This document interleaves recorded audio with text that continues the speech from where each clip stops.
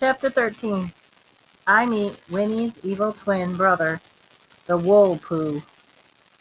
If y'all are going in the water, you stay away from the Collier's Landing. A couple of years ago, Miss Thomas' little boy Jimmy got caught up in that kind of whirlpool there, and he didn't find the poor soul's body for 3 days. I'd only halfway listened to what Grandma Sands had said. And now me and Joey and Byron were standing at the sign with the arrows that pointed to in two directions. The one pointing to the left, public swimming, and the other one pointing to the right. And I looked at it. It's been posted for a million years. If you get real close, you could read it. Warning, no trespassing, no swimming, no public entree. Signed, Joe Collier. Oh man, Collier's Landing, I said. Let's go. I knew Joey wouldn't like this, but I figured me and Vi could talk her into something. They're coming. I'm not snitching. Joey said, Kenny, you heard Grandma Sands talk about the little boy getting caught lost in the water. What was that thing called? She said that got him? Daddy Cool said, didn't you hear what she said, Joey? She said he got caught up by a whirlpool. Pooh. Is that a fish? Joey asked. Uh-huh. You know what Winnie the Pooh is, don't you? Me and Joey both nodded. Well, Woolpoo is Winnie the Pooh's evil twin brother. Don't you ever write? No one don't know ever write about him. What he does is he hides under the water and he snatch stupid kids down with him. But I figured that dumb story was enough to scare me off. And he started walking to the direction of the public swimming. If Kenny wants to take that stupid little behind down there and get snatched up, let him. Vi grabbed Joey's hand and started pulling her along with him. But she skidded her feet in the dirt. But Byron, what if Woolpoo comes down while we were going? Can't he swim down there and get people too? Nah, Joey. The Woolpoo don't come on public beaches. He got grab folks that are too stingy to let peons come on their land, like the Collier guy. Who could understand Byron? Here was a chance for another fantastic adventure, and he was going in the wrong direction. Something was wrong with him. If he was in Flint and you told him not to do something, he'd be right there out and do it. But now he actually was acting real dull and square. Maybe it was the heat. Maybe it's just like it had sucked all the energy out of me. It sucked all the meanness and fun out of Byron. What you gonna do, punk? Byron shouted over the shoulder. Joey yelled. Come on, Kenny. You know what Grandma Sands said. I couldn't believe it. I really wanted to go see some kid drowned. And now Vi was choosing this time to listen to what a grown-up told him? Oh, man. I'm going to Collier's Landing. Byron shrugged. Have fun. I shouted, what's wrong with you? When are you going to start acting like you normally do? What would Buffhead said if he saw you acting like this? Byron flipped me double middle fingers and just another finger sign I've never seen before. Just keep your stupid little butt out of the water. Forget you, I'm going. So they kept walking. I'm not playing, Joey waved. I'm going to Collier's Landing. They were gone. I looked in that direction that the warning sign was pointing and started to get all a little nervous, and I started to follow Joey and Byron. But finally I decided I really was going to Collier's Landing. Maybe Vi was getting sick of more fantastic adventures, but I figured I was getting old enough to have some myself. You're a couple of jive squares, I shouted, then walked off the way to the warning sign pointed. Byron must have thought I was stupid. Who ever heard of something called Woolpoo? I wasn't sure what the lie was, but I knew Byron had made that junk up. Besides, if Winnie the Pooh had an evil twin brother, it seemed like I would have read about it somewhere. Some of the time, it was kind of hard to understand what Grandma Sands was saying, but I couldn't remember her saying anything about any Woolpoo. But there really was something that snatched kids into the water. Mama and Dad wouldn't have let us come down here, would they? I knew all that stuff, but I was still kind of nervous. Then I followed the little trail and went through the bunch of bushes that led to the water. I forgot all about Byron's lies as soon as I saw the water. Collier's Landing. Oh, it was great. The water was dark blue, and best of all, it was about 100 degrees cooler. Joe Collier had put up another sign on a giant tree. Warning, danger, no swimming. 6 lives been lost here. Bad drop off. Signed Joe Collier. 6? Grandma Sand said it was one little boy that drowned here, not 6. I felt dumb, but I looked real hard in the water to see if Wool Pool was hiding down there. I even looked up and down the shore to see if there were any strange footprints on the ground. I was kind of worried because the sign looked a lot fresher than the first one. I kept waiting for Bi to jump out of the bushes and say something like, "Ah, you little dope, I got you. I made you look for Wool Poo." But everything was real calm and quiet, and the water didn't even look like it was moving, but like it was breathing, like going up and down and up and down, and it made a sound like the wind blowing through the big trees in Flint. So I walked right to the edge of the water and sat still. I didn't see anything strange, so I figured there really wasn't anything dangerous. Byron would have followed me here and stopped me from getting hurt, wouldn't he? The bell went off in my head. I knew Joe Collier had put that sign up because he didn't want to share his lake with anyone. The Wool Poo was a made-up garbage. There was one good thing about getting in trouble. It seems like you do it in steps. It seems like you don't just end up in trouble, but you kind of ease yourself into it. It also seemed like the worst trouble is that you get into is more steps it takes to get there. Sort of like you're getting a bunch of little warnings on the way. Sort of like you really wanted to go, you could turn around. The first warning I should have listened to was Daddy Cool and Joey followed the arrow to the left, and I went to the right.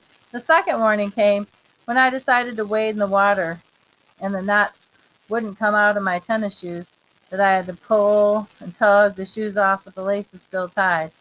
After that, it kind of was hard to count how many warnings I got because the trouble I ended up in must have been a zillion of them.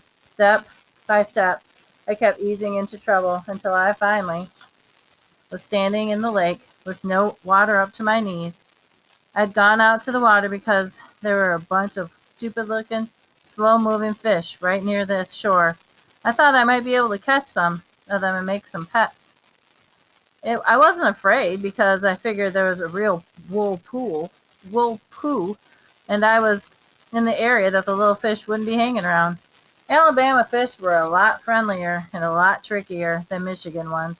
So I bent over and stuck my hand in and tried to grab a couple, but they kept slipping away like they were covered with soap.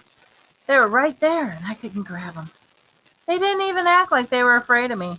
They just kept swimming around my legs, even bumping their faces into me, like they were trying to kiss me. It seemed like they all wanted me to catch them and take them back to Flint.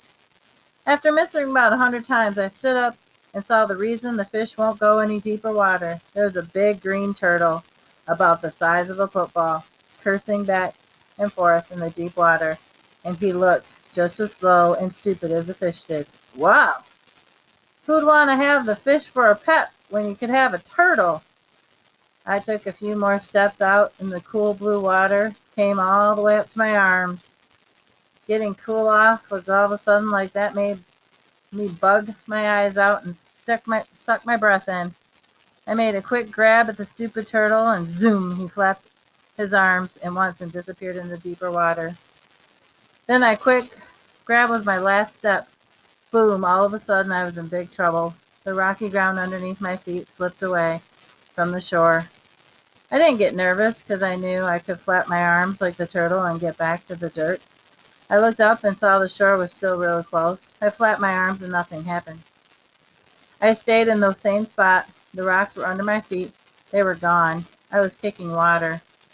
With the tips of my toes, I could still brush some of the rocks, but they were all slipping away from the shore. So I pushed away and tried to swim back, and my head bobbed under the water. All of a sudden, the light from Alabama disappeared because my eyes automatically shut.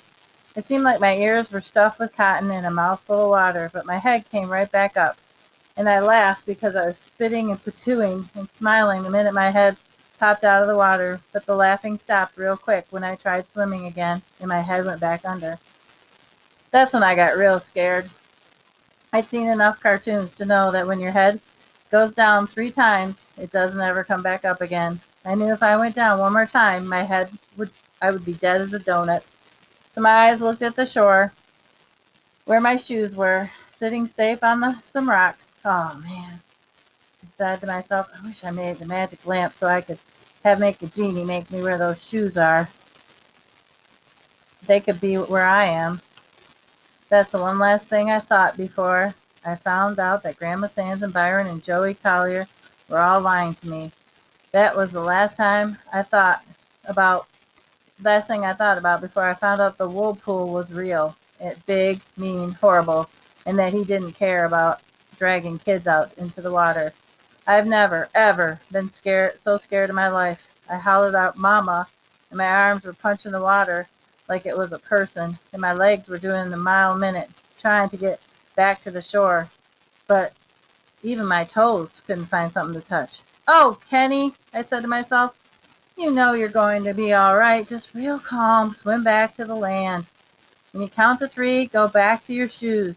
I stopped kicking for a second. 1, 2, 3.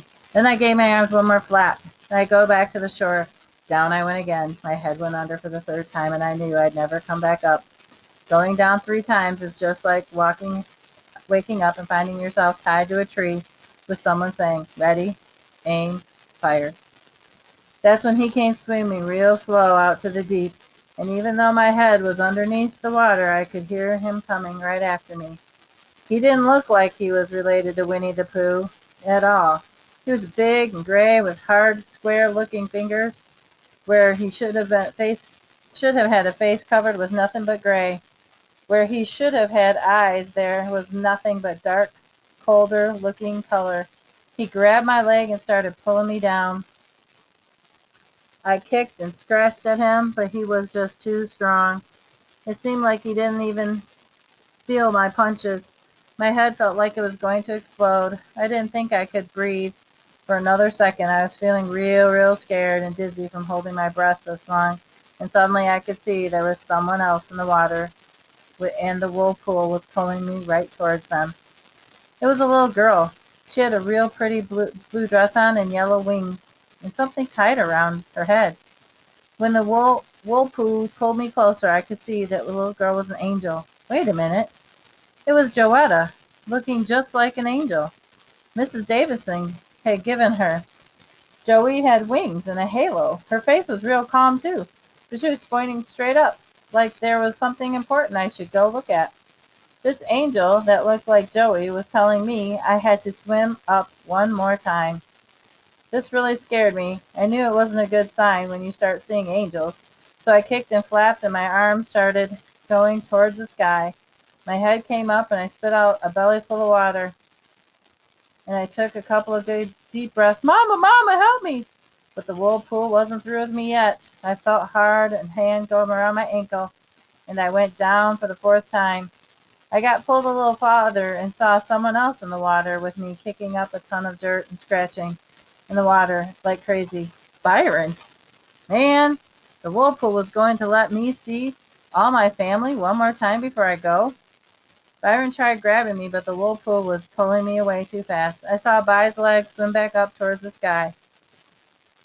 Pull, whoosh, until anything else I heard, it was the Mama and Dad. "Goodbye, Mama. Goodbye, Dad." No, it's By again, still looking all crazy, still scratching at the water. Byron and the whirlpool started ducking it out. By must have hit it 100 times, the place where a face should have hit Ben. Finally, the whirlpool couldn't take any more, and he felt those hard, cold hands come off my ankle. The whirlpool swam back into the deep water, and the last thing I noticed about him was that he had big, square toes. Byron grabbed me and put his arm around my neck, and I felt like he was trying to choke me. As soon as he got me to shore, he turned to me upside down like I was going to die. I started throwing up a ton of water and food. If there was a forest fire somewhere, all they'd have to do is hold me over it, and I would have put it out. I threw up and coughed and choked and vomited about a million times, and all this just because I breathed some air. My guy held my ankles and kept banging me up and down and screaming at me. When the sound came to my from my when the sound from the water in my ears and the sound from my vomiting my guts out and the whoosh sound from the whirlpool poo finally left me, I could hear Byron shouting, "Oh man! Oh man!